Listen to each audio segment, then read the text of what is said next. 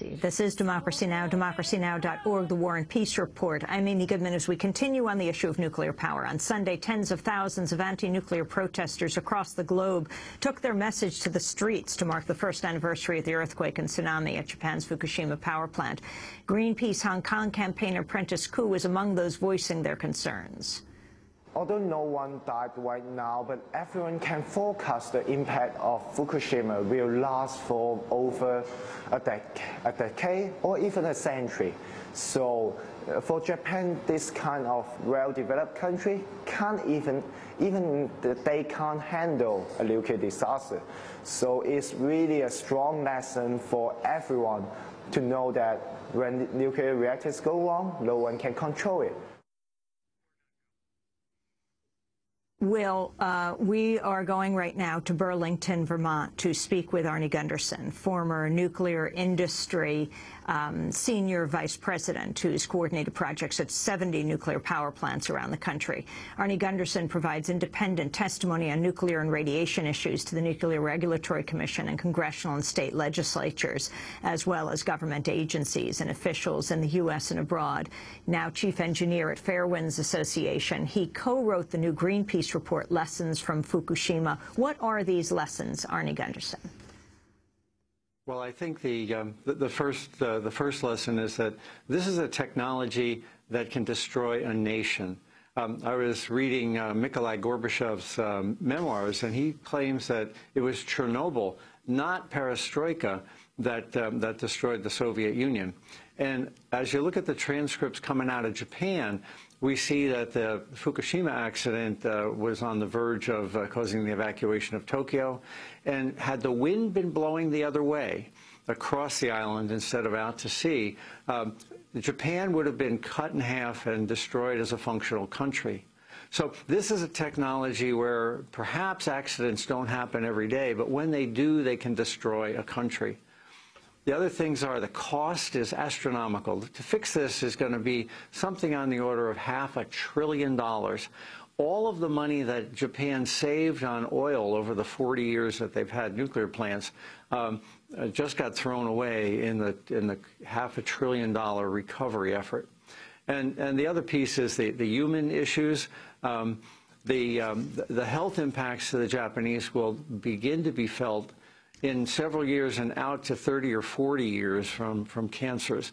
And I believe we're going to see as many as a million cancers over the next 30 years because of the Fukushima incident in Japan.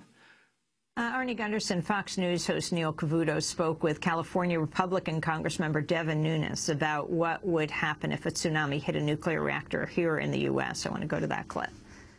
I live close to Diablo Nuclear Power Plant over in the central coast of California, and I've had a lot of questions recently about that. Well, first of all, those reactors are about 100 feet above the sea level.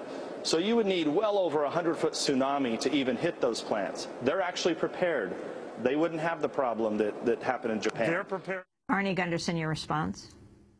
They're not prepared. The tsunami, the myth of the tsunami is that the tsunami destroyed the diesels, and had that not happened, everything would have been fine. What really happened is that the tsunami destroyed the pumps right along the ocean. It doesn't matter that Diablo Canyon plant is up on a hill. The pumps have to be at the ocean because that's where the water is. We call that the loss of the ultimate heat sink. And the Nuclear Regulatory Commission hasn't addressed that in the short-term issues coming out of Fukushima. Without that water, the diesels will overheat, and without that water, it's impossible to cool a nuclear core. So as a country, we haven't addressed this issue of the loss of the ultimate heat sink, and we're kicking that can way down the road, not addressing it for years to come. Can you talk exactly about the nuclear plants in Japan at Fukushima and the nuclear plants now, because 2 were just approved by the Nuclear Regulatory Commission in Georgia, despite the dissenting opinion of the chair of the Nuclear Regulatory Commission, who explicitly said, we have not instituted the safeguards needed since the Fukushima disaster. Well, the plants in Japan were built actually seismically much tougher than this plant in Georgia. If the plant in Georgia were at Fukushima, it would not have survived the earthquake, let alone the tsunami. The industry's line is that the plants in Georgia would withstand an off-site power loss, which may be true. But the bigger problem is because they have an enormous amount of water on the roof, and seismically that makes it tippy, the plants in Georgia could not have survived the incident that began the entire issue. You know, it really boils down to money, though. These plants are something on the order of $20 billion. And it's taxpayer funded because we've got these loan guarantees in place. So basically, us Vermonters are guaranteeing the loan guarantees to these plants in Georgia. If it weren't for those loan guarantees, these plants wouldn't be built. Nuclear has gotten to the point where it's so expensive that the new nukes are pricing themselves out of the market if it weren't for loan guarantees. And yet President Obama himself has pushed for these new nuclear power plants, the first two in decades. The issue of these loan guarantees pushed by Republicans and Democrats, both deeply concerned about the debt, yet private industry not being able to move forward alone with nuclear power. You know, left to Wall Street druthers, we subsidize their insurance and we subsidize them on the front end as far as their ability to build these plants. If it were up to Wall Street and this was a real capitalistic country, we wouldn't be building nuclear. We've basically socialized the risks, but any profits flow to the corporations. It's a crazy analogy. The Mark I containment design that's used in the United States and was used in Japan?